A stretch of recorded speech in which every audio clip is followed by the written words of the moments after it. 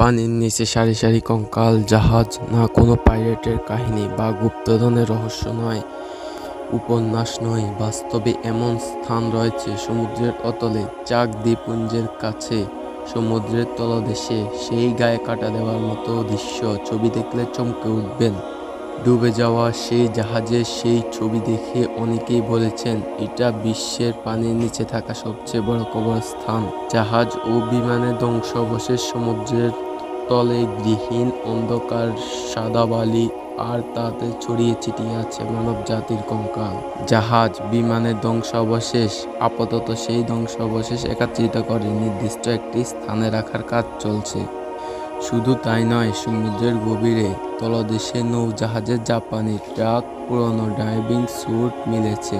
বিশেষজ্ঞরা বলছেন এগুলো ইতিহাসের ধ্বংসলীলার প্রমাণ। দ্বিতীয় বিশ্বযুদ্ধের সময়কার নানা ধ্বংসাবশেষ ইতিহাসের সাক্ষী হয়ে থেকেছে। সমুদ্রের তলদেশে এর মধ্যে কিছু ধ্বংসাবশেষ অপারেশন হেইলস্টোনের সময় ডুবে যাওয়া জাহাজের বিমান ও দ্বিতীয় বিশ্বযুদ্ধের এই অপারেশনে যুদ্ধের 4500 জাপানি সৈন্য মৃত্যু হয়। দ্য সান এর প্রতিবেদনে বলা হয়, এই অভিযানে শত শত বিমান ও ডজন খানেক জাহাজ ডুবে যায়। 2 দিনব্যাপী অপারেশন হেইলস্টাইনে 250টি জাপানি বিমান ধ্বংস করা হয়, তাতে বিপুল সংখ্যক জাপানি সৈন্য নিহত হয়।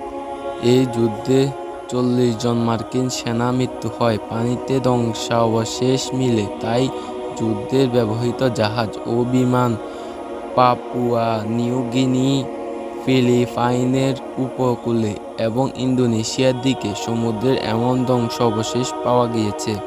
এছাড়াও পানির গভীরে ধ্বংসাবশেষের মধ্যে একটি ট্রাক ধ্বংসাবশেষও রয়েছে। হাকি মারু জাহাজের ধ্বংসাবশেষে এখানেও একটি টাওয়ার, হেডলাইট এবং ফ্রমস সহ অন্যান্য জিনিস মিলেছে। পানির নিচে পড়ে থাকা যুদ্ধবিমানের গায়ে আজও প্রবল স্তর জমেছে। বিমানের আলিন্দে আজ সমুদ্রে প্রাণীদের বাসা। ছবিতে মানুষের কঙ্কাল দেখা যাচ্ছে। চালকের মধ্যে এই স্পটটি একটি বেশ জনপ্রিয়, তবে অভিশপ্ত এই স্থান নিয়ে কুসংস্কারে আরও অন্ত নেই।